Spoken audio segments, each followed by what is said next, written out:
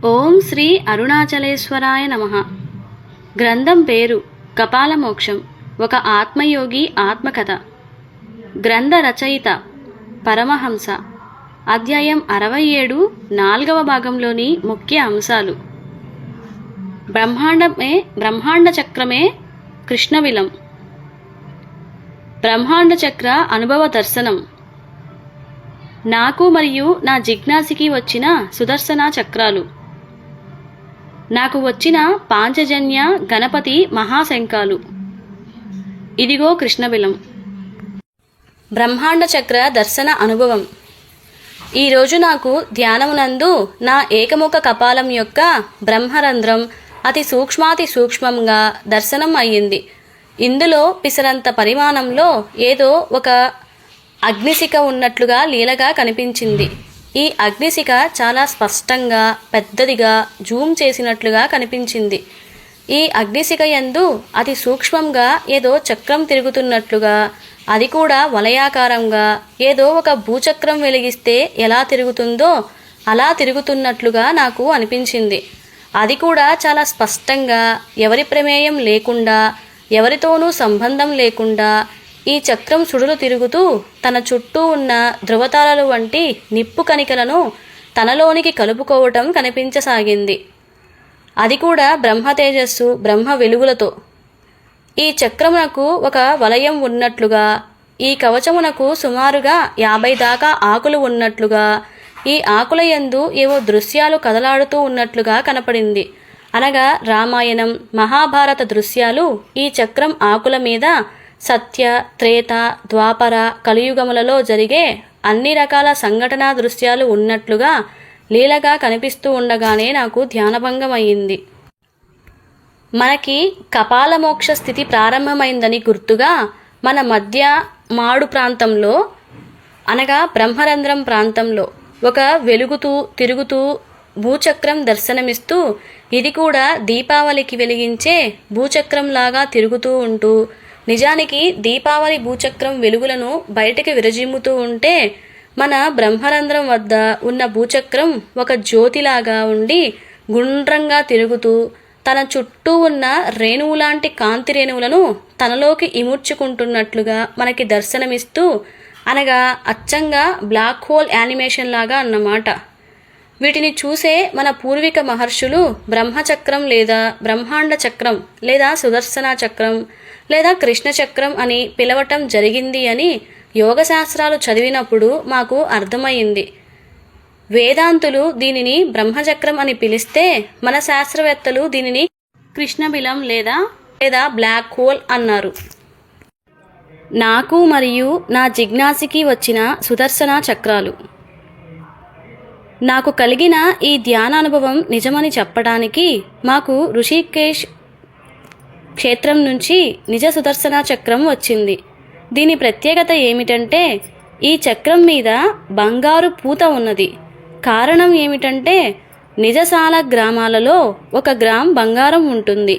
దీనికోసం కొంతమంది వీటిని పగలకొట్టి లోపల ఉన్న బంగారమును తీసుకుంటారు. 2 సుదర్శన చక్రాలు కలిసి ఒక సాలగ్రామముగా, పైగా సహజ బంగారంతో ఏర్పడతాయని తెలుసుకోండి.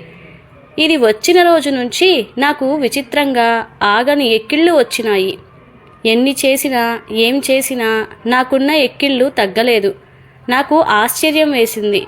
ఇందులో ఏదో మర్మం ఉన్నదని గ్రహించి కళ్ళు మూసుకోగానే నాకు నా మనోనేత్రం నందు సుడులు తిరుగుతున్న బ్రహ్మాండ చక్రం దర్శనమై, అది కాస్త ఒక సుదర్శన చక్రంగా మారి ఏదో నదిలో మునిగి అంతర్ధానమైనట్లుగా లీలగా కనిపించగానే నాకు ఏదో స్ఫురణ కలిగి వెంటనే నాకు వచ్చిన సుదర్శన చక్రమును అభిషేకం చేయగానే నా ఎక్కిళ్ళు ఆగిపోవటంతో దీనికి ప్రాణశక్తి జలమని గ్రహించి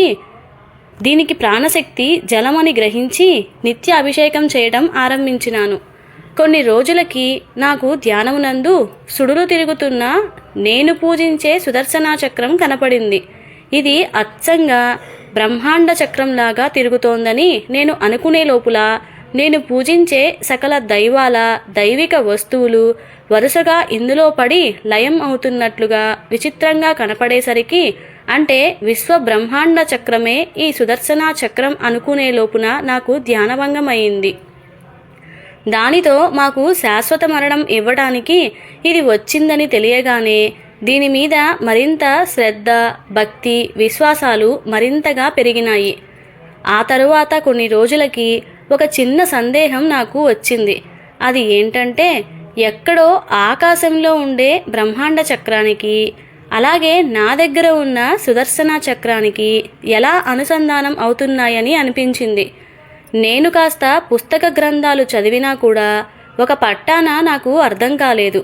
అనుకోకుండా ఒకరోజు అంతర్వేదం సినిమాను చూడటం జరిగింది. అందులో కొంతమంది కలిసి ఊర్ధ్వలోకాలకి వెళ్ళటానికి, దానికి తగ్గ హోమాలు చేస్తూ ఈ లోకాలు వెళ్ళటానికి బయలుదేరుతూ, అది కూడా యోగ నిద్రా విధానంలో తమ సూక్ష్మ శరీరాలను ఈ లోకానికి పంపించాలని, తిరిగి రావటానికి ఈ భూమి మీద నిరంతర శంఖనాదం చేస్తూ ఉండాలని, ఈ నాదాన్ని బట్టి మన సూక్ష్మ శరీరాలు కాస్త మన స్థూల శరీరాలలోకి యథావిధిగా ప్రవేశించగలవని తెలుసుకొని ఒక అఘోరుణ్ణి ఈ శంఖనాదం చెయ్యటానికి వినియోగించడం, ఆ తర్వాత వీరందరూ తమ యోగ నిద్రలో ఊర్ధ్వలోకాలకి వెళ్ళటం, ఈ నిరంతరంగా చేస్తున్న శంఖనాదంలో వీళ్ళంతా కూడా వెనక్కి రావటం జరుగుతుంది. అంటే భూలోకమును అలాగే ఊర్ధ్వలోకాలని ఓంకార శంఖనాదం అనుసంధానం చేస్తుందని, అలాగే ఈ విశ్వంలో ఈ నాదం సహజసిద్ధంగా ఉండటం వలన ఈ రెండు చక్రాలు ఒకదానికొకటి అనుసంధానం అవుతున్నాయని నాకు జ్ఞానస్ఫురణ అయ్యింది. నాకు వచ్చిన పాంచజన్య గణపతి మహాశంఖాలు. ఇక దానితో నాకు వచ్చిన పాంచజన్య శంఖముతో లేదా ఓంకార గణపతి శంఖముతో ఓంకారనాదం చేస్తూ ఈ సుదర్శన చక్ర అభిషేక పూజా తంతు చేయటం ఆరంభించినాను. అలాగే మా జిజ్ఞాసి కూడా తనకి వచ్చిన చాలా అరుదైన ఊదే దక్షిణావృత శంఖంతో ఓంకారనాదం చేస్తూ తను కూడా సుదర్శన చక్రమునకు నిత్య పూజ చేస్తున్నాడు. ఇదిలా ఉండగా అసలు ఈ చక్రస్థితికి వచ్చినప్పుడు ఎవరికైనా సుదర్శన శాలిగ్రామం వచ్చిందా? ఇది రావటం నిజమేనా? మాకులాగా దీనికి పూజ చేస్తారా అని ధర్మ సందేహం వచ్చింది. అప్పుడు జిజ్ఞాసి వెంటనే నేను వివిధ క్షేత్రాలలో సాధన చేస్తున్నప్పుడు కొంతమంది యోగ గురువుల దగ్గర, అలాగే కొంతమంది పీఠాధిపతి, మఠాధిపతి, ఆశ్రమవాసుల దగ్గర అనేక శాలగ్రామాల అర్చన చూడటం జరిగిందని, అప్పుడు ఈ పూజా విధానం ఎందుకు చేస్తున్నారో తెలియరాలేదు, ఇప్పుడు తెలిసింది అని వాడు చెప్పినా కూడా నాకు ప్రత్యక్ష అనుభవం కావాలని ఇంటర్నెట్లో ఈ పూజ చేసే వారి గురించి వెతకటం ఆరంభించాను. అప్పుడు మాకు బుర్ర తిరగటం మొదలైంది. ఎందుకంటే ఒక్కొక్కరి దగ్గర సుమారుగా 100కి పైగా శాలిగ్రామాలు పూజించే విధానం చూసేసరికి ఇక్కడేమో నేను ఒక శాలిగ్రామ అర్చన విధానమునకు నానా కష్టాలు పడుతుంటే, ఏకంగా ఒక కాశీ కర్మయోగి తను సేకరించిన కాశీగంగా 65,000 శాలగ్రామాలు నిత్య పూజా విధానం గురించి చదివేసరికి, ఇన్ని శాలగ్రామాల అర్చనా విధానం చూసిన తరువాత నాకు ఈ పూజ రావటం సత్యమేనని తెలిసింది. ఇదిలా ఉండగా కృష్ణబిలం బ్లాక్ హోల్ అనగా ఇది ఎలా ఉంటుందో ఈ మధ్యనే మన శాస్త్రవేత్తలు విశ్వంలో దీనిని గురించి 10 సంవత్సరాల పాటు ప్రయోగాలు చేసి, అనగా బ్రహ్మాండ చక్రం అయిన కృష్ణబిలం ఫోటో తీయటం జరిగింది. దీనిని 11/4/2019 తేదీన ఈనాడు తెలుగు దినపత్రికలో, అలాగే ఆంధ్రజ్యోతి దినపత్రికలో ఈ కృష్ణబిలాల గురించి వివరంగా రాయటం జరిగింది. మీకోసం వాటిని ఇక్కడ ఇస్తున్నాం చూడండి. అంటే ఈ కృష్ణబిలాలు మీకు దర్శనం అయితే మీలో ఉన్న కర్మలు సంపూర్తిగా, అనగా కర్మశేషం లేకుండా కర్మక్షయం అవుతుంది అని గమనించండి. ఇదిగో కృష్ణబిలం మానవాళి చరిత్రలో తొలిసారి ఆవిష్కరణ. 2 ఏళ్ల శ్రమ ఫలితం ఈ అద్భుతం. ఫోటో విడుదల చేసిన శాస్త్రవేత్తలు. చుట్టూ నారింజ రంగు తేజోవలయంతో కనువిందు. విశ్వంలో సూర్యుడి కన్నా పెద్ద నక్షత్రాలను స్వాహా చేసే కృష్ణబిలం ఫోటో మొట్టమొదటిసారిగా మానవాళి ఎదుట ఆవిష్కృతమైంది. గురుత్వాకర్షణ కవచం సాయంతో మనకు కనిపించకుండా విశ్వంలో హల్చల్ చేస్తున్న ఈ ఖగోళ వింతను భారీ టెలిస్కోప్ సాయంతో శాస్త్రవేత్తలు క్లిక్మనిపించారు. చీకటిమయంగా ఉన్న కేంద్ర భాగం చుట్టూ నారింజ రంగు తేజస్సును వెదజల్లుతున్న శ్వేతవర్ణపు వేడివాయువు ప్లాస్మాతో ఈ కృష్ణబిలం చిత్రం అద్భుతంగా ఉంది. గత 30 ఏళ్లలో చిత్రకారులు వేసిన ఊహా చిత్రంలానే ఇది ఉండటం గమనార్హం. ఇది అద్భుతమైన సాంకేతిక విజయమని ఐరోపా అంతరిక్ష సంస్థకు చెందిన ఖగోళ భౌతిక శాస్త్రవేత్త పాల్ మెక్ నమారా చెప్పారు.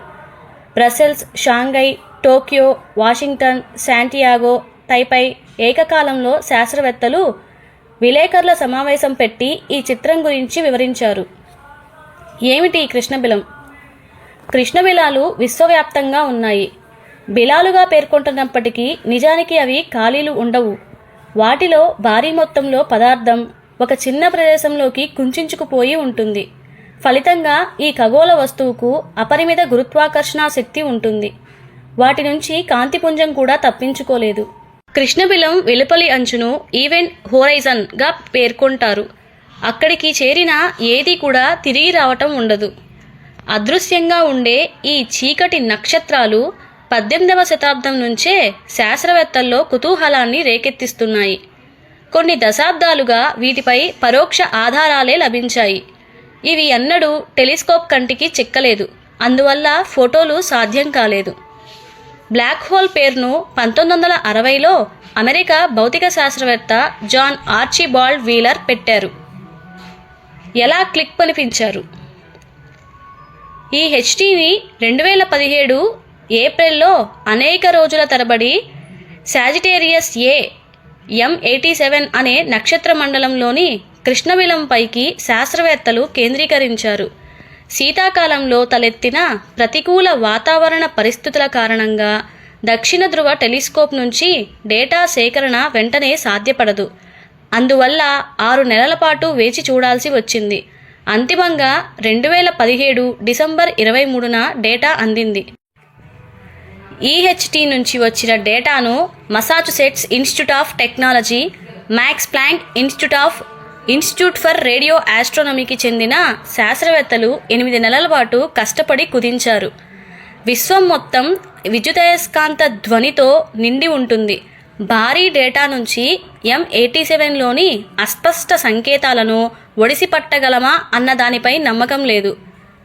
ఈ డేటా భారీగా ఉండటం వల్ల ఇంటర్నెట్ ద్వారా పంపడం కూడా సాధ్యం కాలేదు.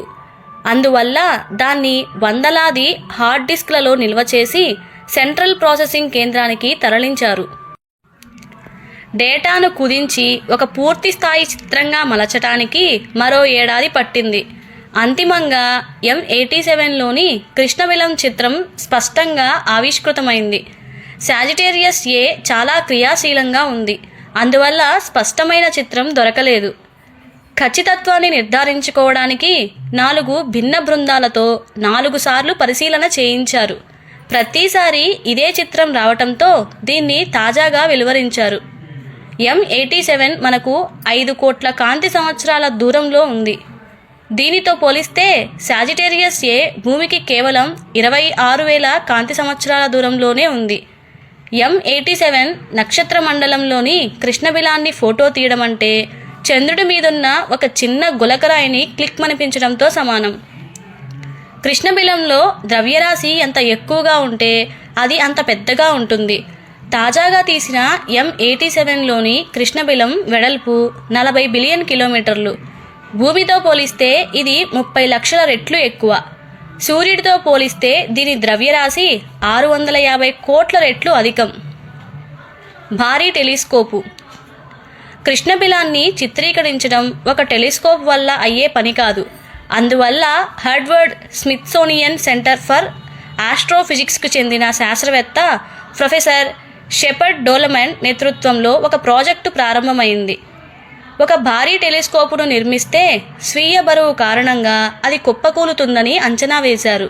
అందువల్ల Hawaii, Arizona, Spain, Mexico, Chile, దక్షిణ ధ్రువం వద్ద ఉన్న 8 టెలిస్కోపులను కలగలపడం ద్వారా ఈవెంట్ హోరైజన్ టెలిస్కోప్ ఈహెచ్టీ పేరుతో ఒక భారీ సాధనాన్ని సిద్ధం చేశారు. విడివిడి భాగాలతో ఏర్పడ్డ ఒక భారీ అద్దం తరహాలో ఈ టెలిస్కోపు 12,000 కిలోమీటర్ల వెడల్పు కలిగిన ఒక వర్చువల్ అబ్జర్వేటరీని ఏర్పరిచాయి. ఇది సుమారు భూమి వ్యాసానికి సమానం కావటం విశేషం. కనువిందు చేసిన అంతరిక్ష అద్భుతం, మానవాళికి తొలిసారి పరిచయం. Amsterdam, April 10. అంతరిక్ష మండలంలో సంబరమాశ్చర్యాలకు గురిచేసే అద్భుతాలు ఆవిష్కృతం అవుతాయి. ఒళ్ళు పులకరించే దృశ్యాలు, వహ్వా అనిపించే సన్నివేశాలు కనిపిస్తాయి. ఈ అనంతకోటి విశ్వంలో అలాగే దృశ్యమే తాజాగా కనువిందు చేసింది. అంతుచిక్కకుండా పాలపుంతల మధ్య దాగుడు మూతలు ఆడిన కృష్ణబిలం తొలిసారి మానవాళికి పరిచయమైంది. కృష్ణబిలం ఉంటుందని తెలిసినా అది ఎలా ఉంటుందో ఇప్పటి వరకు తెలియదు. ఎలాగైనా దాన్ని మనుషులకు చూపించాలని తలచిన ఖగోళ శాస్త్రవేత్తలు ప్రపంచవ్యాప్తంగా 8 చోట్ల 8 టెలిస్కోపులను అమర్చి వాటి సహాయంతో M87 అనే పాలపుంత మధ్యలో ఉన్న ఈ అద్భుతాన్ని బంధించారు. ఆ చిత్రాన్ని బుధవారం the event Horizon telescope collaboration విడుదల చేసింది. మధ్యలో కటిక చీకటి, చుట్టూ భగభగమండే అగ్నిగోళాన్ని, దాని నీడను కలిగి ఉందా కృష్ణబిలం. ఈ చిత్రాన్ని బంధించేందుకు 200 మంది శాస్త్రవేత్తలు 10 ఏళ్ల పాటు శ్రమించారు. విశేషాలివి: ఈ కృష్ణబిలాన్ని రాకాసి బిలంగా అభివర్ణించిన శాస్త్రవేత్తలు 500 మిలియన్ ట్రిలియన్ కిలోమీటర్ల దూరంలో దాన్ని గుర్తించారు. భూమి కంటే 30 లక్షల రెట్లు పెద్దదిగా ఉంటుంది. 40,000 కోట్ల కిలోమీటర్లు వ్యాపించి ఉంటుంది. సూర్యుని కంటే 650 కోట్ల రెట్లు ఎక్కువ బరువు ఉంది. మన సౌర వ్యవస్థ మొత్తం కంటే కూడా చాలా పెద్దది. కోట్లాది నక్షత్రాలు కలిసి వెలుగును ప్రసరింపజేసిన కృష్ణబిలం విడుదల చేసే కాంతి ముందు అవి దిగదుడిపేనట. ఇక ఈ బ్రహ్మాండ చక్ర దర్శనంతో కర్మ, జన్మ, స్పందనారాహిత్యమును పొందటం జరుగుతుందని గ్రహించండి. కాకపోతే ఈ బ్రహ్మాండ చక్రం యొక్క చితాగ్ని దహన శక్తిని సాధకుడు తట్టుకోవాలి. వారు తట్టుకునే స్థితిని బట్టి మన పంచశరీర కపాల మోక్ష స్థితి ఆధారపడి ఉంటాయని గ్రహించండి. అనగా 96 నిమిషాల పాటు, అనగా ఒక మన్వంతర కాలం, అంటే 3,67,02,000 కోట్ల సంవత్సరాలు. అనగా బ్రహ్మాండ చక్ర దహన శక్తి అప్పటికి 10 లక్షల శక్తికి చేరుకోవడంతో సాధకుడు సహన శక్తిని కోల్పోవడంతో ఆపై ఆకాశ శరీర కపాలమోక్ష స్థితిని పొందలేక కేవలం స్థూల, సూక్ష్మ, కారణ, సంకల్ప కపాలమోక్ష స్థితిని పొందటం జరుగుతోందని మాకు అర్థమైంది. ఎందుకంటే ఆదియోగి అయిన పరమేశ్వరుడు 48 నిమిషాల పాటు, అనగా 5 లక్షల శక్తిని మాత్రమే తట్టుకొని ఆపై తట్టుకోలేక స్పృహ తప్పితే 85 సంవత్సరాల వృద్ధ స్త్రీమూర్తి, అనగా ఆదిపరాశక్తి కాస్త తారాదేవిగా మారి ఈయనకి తన చనుపాలు ఇచ్చి దహనశక్తి యొక్క ఈతి బాధల నుంచి విముక్తి కలిగించిందని ఒక కథనం ఉంది. ఆ తరువాత ఈయన బిల్వదళాలతోనూ, అలాగే శ్రీ విష్ణువు తన తులసీ దళాలతోనూ, అలాగే నరసింహస్వామి మేడి ఆకులతో, హనుమంతుడు తమలపాకులతోనూ, గణపతి గరికతోనూ ఈ దహన శక్తి నుండి సేద తీర్చుకోవడానికి విరివిగా ఉపయోగించుకోవడం జరిగింది. ఇలా 34 కపాలాల విభేదనం దాకా ఒక సదాశివమూర్తి మాత్రమే వచ్చి ఆపై మిగిలిన 2 కపాలాలు విభేదనం చెయ్యలేక వెనుతిరిగి ఇప్పుడు హిమాలయాల్లోని కైలాస పర్వతమునందు ఆజ్ఞాచక్ర ముద్రతో మౌన భాషతో 36 కపాలాలతో సాక్షీభూతంగా చూస్తూ ఏకమూల కపాలమోక్ష స్థితి సాధన కోసం స్వప్న శరీరంతో, అనగా సంకల్ప శరీరంతో యోగ సాధన ఇప్పటికీ చేస్తున్నారు. ఇక బ్రహ్మరంధ్రం వద్ద తిరిగే శ్రీ బ్రహ్మాండ చక్రం యొక్క చితాగ్ని యొక్క దహనశక్తి వివరాలు మేము తెలుసుకోవటం జరిగింది. దీనికి చండీమాత అధిదేవతగా ఉంటుంది. అలాగే చండీ హోమమునకు ఎంతటి శక్తి ఉంటుందో మన బ్రహ్మరంధ్రం బ్రహ్మాండ చక్రం దహన శక్తికి అంతటి శక్తి ఉంటుందని వివిధ యోగుల అనుభవాల ద్వారా మేము తెలుసుకోవటం జరిగింది. ప్రారంభంలో దీని దహన శక్తి నవాంశ శక్తి అయితే అటుపై శతాంశ శక్తి, అటుపై సహస్ర శక్తి, అటుపై 10,000 శక్తి, అనగా ఆయుత, ఆపై నియత శక్తి, అనగా 1,00,000, ఆపై ప్రయత శక్తి అనగా 10 లక్షల శక్తి దాకా పెరుగుతూ ఉంటుందని తెలిసింది. అనగా 21 రోజులతో మొదలై 3,67,02,000 కోట్ల సంవత్సరాలు అనగా 96 నిమిషాల పాటు ఈ దహన శక్తి ఉంటుందని గ్రహించండి. సాధారణంగా మన స్థూల శరీరం ఈ దహన శక్తికి నవాంశ శక్తికి వచ్చేసరికి తట్టుకోలేక నాశనం అవుతుందని స్వయంగా రామకృష్ణ పరమహంస చెప్పి ఉన్నారు. అంటే ఒక రకంగా చెప్పాలంటే మనకి స్థూల శరీరం కపాలమోక్ష స్థితికి పొందాలంటే ఈ బ్రహ్మరంధ్రం బ్రహ్మాండ చక్రం చితాగ్ని దహన శక్తికి నవాంశ శక్తి దాకా తట్టుకోవాలి. అప్పుడే మన స్థూల శరీరానికి కపాలమోక్ష స్థితి కలుగుతుంది. అటుపై శతాంశ శక్తిని తట్టుకోగలిగితే మన సూక్ష్మ శరీరానికి కపాలమోక్షం స్థితి, అటుపై సహస్ర శక్తిని తట్టుకోగలిగితే మన కారణా శరీరానికి కపాలమోక్షం, అటుపై ఆయుత శక్తిని తట్టుకోగలిగితే మన సంకల్ప శరీరానికి విముక్తి కలుగుతుంది. ఇక అటుపై ఆయుత శక్తి నుంచి ప్రయత శక్తి మధ్య ఉన్న దహన శక్తిని తట్టుకోగలిగితే మన రేణువు వంటి ఆకాశ శరీరానికి విముక్తి కలిగి సంపూర్ణ కపాలమోక్ష స్థితిని పొందటం జరుగుతుంది. లేదంటే స్వప్న శరీరంగా మిగిలిపోవటం జరుగుతుంది. అనగా పరమ శూన్యం యొక్క స్వప్నంలో మనం ఏదో ఒక పాత్ర వేయటం జరుగుతుంది. ప్రస్తుతానికి ఆదియోగి అయిన పరమేశ్వరుడు అనగా సదాశివుడు ఒక్కరు మాత్రమే ఆయుత అలాగే ప్రయత శక్తి మధ్య కొట్టుమిట్టాడుతున్నాడు. అనగా లక్షల శక్తి నుండి 10 లక్షల దహన శక్తి దాకా వెళ్ళటానికి స్వప్న శరీరంతో స్వప్న సాధన చేస్తున్నాడు. మనం అలాగే మన దైవాలు కూడా మరియు మన పరమాత్మలు కూడా ఈ దహన శక్తిని తట్టుకోవటానికి స్వప్న శరీరాలతో స్వప్న సాధన చేసే స్వప్న సాధకులమని ఈపాటికే గ్రహించి ఉంటారు కదా. మరి మీరు ఇన్ని వివరాలు తెలుసుకున్నారు కదా. మరి మా కపాలమోక్ష స్థితి ఎంతవరకు వచ్చిందో తెలుసుకోవాలని ఉందా? ఇంకా ఆలస్యం ఎందుకు? మాతో పాటు ఆధ్యాత్మిక ప్రయాణం చేయండి. ఇంతటితో నా సాధనా దీక్ష అనుభవాలు అనే తృతీయ విభాగంలోని 20 అధ్యాయాలు పూర్తయ్యాయి. ఇక చతుర్థ విభాగమైన కపాలమోక్ష సాధనా అనుభవాలలోని 33 అధ్యాయాలు ప్రారంభమవుతాయి. శుభం భూయాత్. గమనిక: ఇట్టి చక్రస్థితి యందు సాధకుడు కాస్త సహన శక్తితో ఓర్పుగా నమ్మకంగా నేర్పుగా ఉండాలి. ఏ క్షణమైనా పిసరంత సహన శక్తిని సాధకుడు కోల్పోతే మాత్రం అతడి సాధనా శక్తి వెనువెంటనే హృదయ చక్రానికి చేరుతుంది. అటుపై ఇక్కడ ఒకవేళ ఇందులో కనిపించే ధ్యాన అనుభవ దృశ్యాలకి మనం కానీ ఆలోచించడం లేదా సంకల్పించడం లేదా స్పందించడం చేస్తే మన సాధనా శక్తి కాస్త సహస్ర చక్రానికి చేరుతుంది.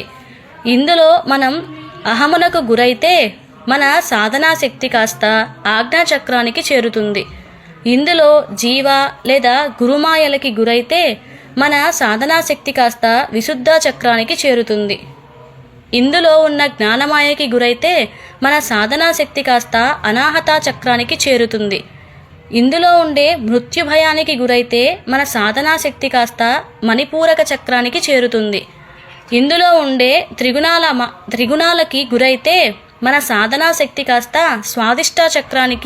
స్వాదిష్టాన చక్రానికి చేరుతుంది. ఆ తరువాత ఉండే ధనమాయకి గురైతే మన సాధనా శక్తి కాస్త మూలాధార చక్రానికి చేరుతుంది. ఇందులో ఉండే కామమాయకి గురైతే సాధకుడు కాస్త బుద్ధిని కోల్పోయి అపస్మారక స్థితి అనగా తను తెలుసుకున్న జ్ఞానమును సంపూర్తిగా కోల్పోయి అధోగతి పొందుతాడు అని గ్రహించండి. ఇవి ఏవీ జరగకుండా ఉండాలంటే సాధకుడు కాస్త సహన శక్తితో ఉంటే గాని అతనికి నిశ్చల స్థితి రాదు. ఇది వస్తే గాని మనసు లేని స్థితిని అనగా పసిపాప స్థితిని పొందలేడు. ఇది పొందితే గాని సాధకుడు పరమ ప్రశాంత స్థితిని పొందటం జరుగుతుంది. దీనినే శాశ్వత మరణం అగు మోక్షపదం పొందటం అంటారని తెలుసుకోండి.